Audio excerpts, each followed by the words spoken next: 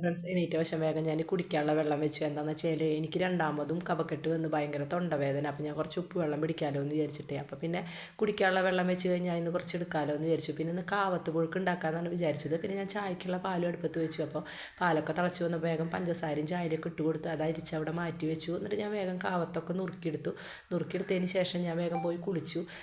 തൊണ്ടവേദന കഫക്കെട്ടൊക്കെ ഉണ്ടെങ്കിലും തല കുളിച്ചില്ലെങ്കിൽ ഒരു സുഖം ഉണ്ടാവില്ല. അപ്പോൾ ഞാൻ വേഗം പോയി കുളിച്ചു. അപ്പോഴേക്കും ചോറൊക്കെ വെന്ത് വന്നിട്ടുണ്ടായിരുന്നു. അപ്പോൾ ഞാനതൊന്ന് വാർത്ത് വെച്ചു. പിന്നെ നാളികേരം ചിരകില്ലേ, പിന്നെ അത്യാവശ്യം കുറച്ച് പണികളൊക്കെ എനിക്ക് വിജയശേട്ടൻ ചെയ്ത് തരാറുണ്ട്. ഞാൻ പറഞ്ഞില്ല ഇപ്പം എനിക്ക് കൈവേദനയും കാര്യങ്ങളൊക്കെയാണ്. നാളെ ജലദോഷം വന്നിട്ട് കുറഞ്ഞേ ഉള്ളൂ. പക്ഷെ ഇപ്പം അത് രണ്ടാമതും കഫക്കെട്ടൊക്കെ ആയി. എന്ന് വെച്ചാൽ ഞാനൊരു ഐസ്ക്രീം കഴിച്ചിട്ടുണ്ടായിരുന്നു, അത് കാരണം തോന്നുന്നുണ്ട്. അപ്പം ഇന്ന് കറി വെക്കാനായിട്ട് ഒന്നും ഉണ്ടായിരുന്നില്ല. പിന്നെ ഇന്ന് മക്കൾക്കൊന്നും സ്കൂളിലേക്ക് ചോറൊന്നും കൊണ്ടുപോകണ്ടല്ലോ, വിജയശേട്ടന് മാത്രമല്ലേ വേണ്ടോന്നാണ് എൻ്റെ മനസ്സിലെ ധാരണ. അത് കാരണം ഞാൻ പിന്നെ വിജയശേട്ടനോടൊന്ന് വാങ്ങാനും പറയാനും മറന്നു. ആളും വാങ്ങിച്ചിട്ടുണ്ടായിരുന്നില്ല. നോക്കിയപ്പോൾ പിന്നെ ഉരുളൻകിഴങ്ങും സബോളയൊക്കെ ഇരിക്കുന്നുണ്ടായിരുന്നു. അപ്പോൾ ഉരുളൻകിഴങ്ങും സബോളയും ഉപ്പേരി ഉണ്ടാക്കുന്നത് ആൾക്ക് ഭയങ്കര ഇഷ്ടമാണ്. അത് മാത്രം മതി, വേറെ ഒന്നും വേണ്ട ചോറുണ്ണാനായിട്ട്.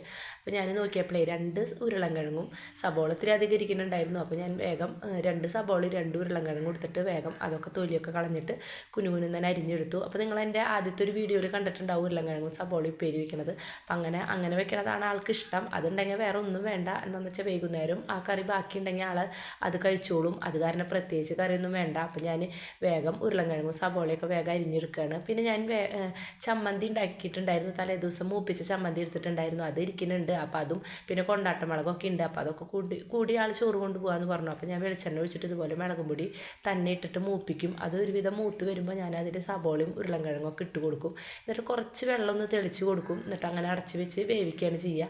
എന്നിട്ട് ചെറുതീയിലിട്ടിട്ട് വേവിക്കണം. എന്നിട്ട് ഇടയ്ക്ക് നമ്മളത് തുറന്നിട്ടൊന്ന് ഇളക്കി കൊടുക്കണം. ഉപ്പുപൊടി ഒരുവിധം ആവി വന്നതിന് ശേഷമാണ് ഞാൻ ഉപ്പുപൊടി ഇട്ട് കൊടുക്കുക. നല്ല ടേസ്റ്റാണ് ഇങ്ങനെ ഉപ്പേരി ഉണ്ടാക്കി കഴിഞ്ഞാൽ. എനിക്കറിയില്ലായിരുന്നു, പക്ഷേ എൻ്റെ ഒരു കൂട്ടുകാരി ചെയ്യുന്നത് കണ്ടിട്ടാണ് ഞാനിതുപോലെ ചെയ്ത് തുടങ്ങിയത്.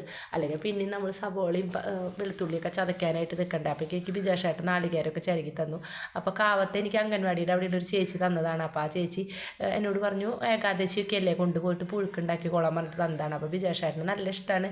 വാവച്ചിക്കും മണിക്കുട്ടനൊക്കെ ഇഷ്ടം തന്നെയാണ്. പക്ഷേ അവരിവിടെ ഇല്ലല്ലോ, മാമൻ്റെ വീട്ടിലല്ലേ. അപ്പോൾ ഞാൻ ചായക്ക് ഒന്നും ഉണ്ടാക്കാനായിട്ട് ഉണ്ടായിരുന്നില്ല. പിന്നെ പുട്ടൊന്നും ഉണ്ടാക്കുമ്പോൾ ആൾക്കിപ്പോൾ വേണ്ട, എന്താണെന്ന് വെച്ചാൽ അടുപ്പിച്ചൊന്നും പുട്ടുണ്ടാക്കുമ്പോൾ ഒന്നും ഇഷ്ടമില്ല. അപ്പോൾ ഞാൻ വേഗം നാളികേരവും വെളുത്തുള്ളിയും പച്ചമുളകും പിന്നെ കുറച്ച് വേപ്പിൻ്റെ ഇലയും പിന്നെ 2 ചുമന്നുള്ളിയൊക്കെ ഇട്ടിട്ട് അതൊന്ന് മിക്സിയിലൊന്ന് ഇങ്ങനെ എന്താ പറയുക ഒന്ന് ചതച്ചെടുത്തു. എന്നിട്ട് ഞാൻ കുക്കറൊക്കെ തുറന്ന് നോക്കിയപ്പോൾ അത് നന്നായി വെന്ത് നല്ല പാകമായി വന്നിട്ടുണ്ട്. പിന്നെ കാവത്തല്ലേ, കുക്കറിൽ വെച്ചില്ലെങ്കിലും വെറുതെ പാത്രത്തിൽ വെച്ചാലും വെന്ത് കിട്ടും. അപ്പോൾ പക്ഷെ ഞാനത് കുക്കറിൽ അടിച്ചു. എന്താണെന്ന് വെച്ചാൽ എനിക്ക് നന്നായി വെന്തുടഞ്ഞിട്ട് നല്ല ഗ്രേവി ആയി കിട്ടണത് ഇഷ്ടമാണ്. അപ്പോൾ ഞാൻ വേഗം നല്ല ചൂനിയ മുളകായിരുന്നു, നല്ല എരിവുള്ള മുളക്. അപ്പോൾ അങ്ങനെ അതൊക്കെ ഞാൻ അരച്ചെടുത്തത് അതിലിട്ട് കൊടുത്തു. അപ്പോഴേക്ക് ബിജാഷേട്ടന് കുളിക്കാനുള്ള വെള്ളവും വെച്ചിട്ടുണ്ട്. അപ്പോൾ അതും ഒരുവിധം ചൂടായി വന്നിട്ടുണ്ട്.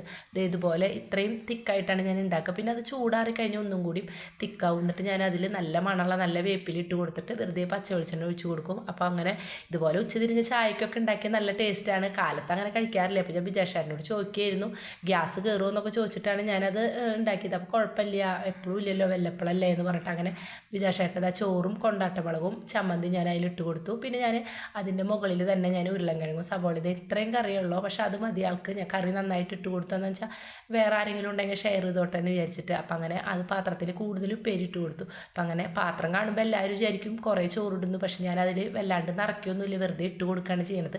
എന്നിട്ട് ഞാൻ കുറച്ച് കാവത്തിൻ്റെ പുഴുക്കും കൂടി ഒരു പാത്രത്തിലാക്കി കൊടുത്തു. ആൾക്ക് 10 മണിക്ക് വേണമെങ്കിൽ കഴിക്കാമല്ലോ, അല്ലെങ്കിൽ ചോറിൻ്റെ കൂടെ തന്നെ കഴിക്കാമല്ലോ എന്ന് വിചാരിച്ചിട്ട് ആൾക്ക് നല്ല ഇഷ്ടമാണ്. അത് കഴിഞ്ഞിട്ട് പിന്നെ കുറേ പാത്രങ്ങൾ കഴുകാനുണ്ടായിരുന്നു. ഇപ്പം എന്താണെന്നറിയില്ല, ജോലിയൊക്കെ കഴിഞ്ഞ് വന്നാൽ തീരെ വയ്യ. ഒന്നാമത് ഈ കഫക്കെട്ടുണ്ട്, പിന്നെ നല്ല കൈവേദനയുണ്ട്, അതിൻ്റെയൊക്കെ തോന്നുന്നുണ്ട്. ഭയങ്കര ക്ഷീണം, പിന്നെ നല്ല മഞ്ഞും തണുപ്പല്ലേ, അതിൻ്റെയൊക്കെ ഒരു ക്ഷീണം തോന്നുന്നു. പാത്രങ്ങൾ കഴുകാനൊക്കെ മടിയാണ്. അപ്പോൾ രാത്രി ഭക്ഷണം കഴിച്ച പാത്രങ്ങളൊക്കെ ഞാൻ അങ്ങനെ വെള്ളം ഒഴിച്ചിട്ട് അവിടെ ഇടുകയാണ് ചെയ്യാറ്. പക്ഷെ അങ്ങനെ ചെയ്യുന്നത് നല്ലതല്ല എന്ന് എനിക്കറിയാം. പക്ഷെ ഒരു ഉഷാറ് തോന്നുകയാണെങ്കിൽ ചെയ്യും. പക്ഷെ വൈകുന്നേരം വന്നാൽ എനിക്ക് തീരെ വയ്യ. അപ്പോൾ പിന്നെ കാലത്ത് കഴുകാമെന്ന് വിചാരിച്ചിട്ട് അങ്ങനെ അവിടെ ഇടും. അപ്പോൾ അങ്ങനെ ആ പാത്രങ്ങളൊക്കെ കഴുകിയെടുത്തതിന് ശേഷം ഞാൻ വേഗം ബിജാഷേട്ടന് കഴിക്കാനുള്ള കാവത്ത് പുഴുക്കും പിന്നെ ഒരു ഗ്ലാസ് ചായയൊക്കെ വേഗം കൊണ്ടുപോയി കൊടുത്തു. അപ്പം അങ്ങനെ ബിജാഷേട്ടൻ അവിടെ കഴിക്കുമ്പോഴേക്കും ഞാൻ അടുക്കളയും തിണ്ടും കാര്യങ്ങളൊക്കെ ഒന്ന് തുടച്ചിട്ടു. ജോലി കഴിഞ്ഞ് വന്നു കഴിഞ്ഞാൽ പിന്നെ അടുക്കളയിലെ തിണ്ടും കാര്യങ്ങളൊന്നും തുടയ്ക്കണ്ടല്ലോ, ഗ്യാസ് അടുപ്പൊക്കെ നല്ല വൃത്തിയായി കിടക്കുമല്ലോ.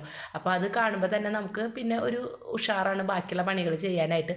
പിന്നെ എനിക്ക് വന്നു കഴിഞ്ഞാൽ അകമറൊക്കെ ഒന്ന് അടിച്ചു വരണം, പിന്നെ തുടയ്ക്കണം, അങ്ങനത്തെ പണികളൊക്കെ ഉണ്ട്. അപ്പോൾ ആവശ്യമില്ലാത്ത കാരണം ആവശ്യം എൻ്റെ വീട്ടിലല്ലേ, ഇടയ്ക്ക് വരും ആൾ, വൈകുന്നേരം കാലത്ത് അങ്ങനെ തന്നെ തിരിച്ചു പോവും. അപ്പോൾ ഞാൻ തിണ്ടും കാര്യങ്ങളൊക്കെ തുടച്ചതിന് ശേഷം ഗ്യാസ് അടുപ്പും എല്ലാം തുടച്ചു. അപ്പം അങ്ങനെ ജനലൊക്കെ അടച്ച് ഇത്രയും പാത്രം പാത്രങ്ങൾ ഞാൻ കഴുകി വെച്ചു. കുറച്ച് പാത്രങ്ങളൊക്കെ ബിജേഷേട്ടൻ കഴുകി. നല്ല നല്ല വീഡിയോകളായിട്ട് വരാട്ടാ.